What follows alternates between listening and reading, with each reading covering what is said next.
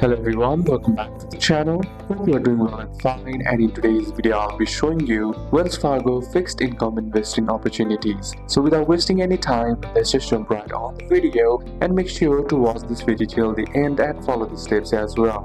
What is fixed income investing? Fixed income refers to investments in usually bonds or similar securities where you lend money to a borrower like a government, corporation or bank and receive regular fixed interest payments plus return of principal at maturity. And what fixed income options Wells Fargo offers is through Wells Fargo or its affiliated investment services. You can access various fixed income investments like bonds, their certificate of deposit, bonds, mutual funds, or bond-heavy mutual funds or funds of securities. Through a brokerage offering such as Wells Trade, you can buy bonds, treasures, and brokerage CDs, often after contacting a fixed income specialist.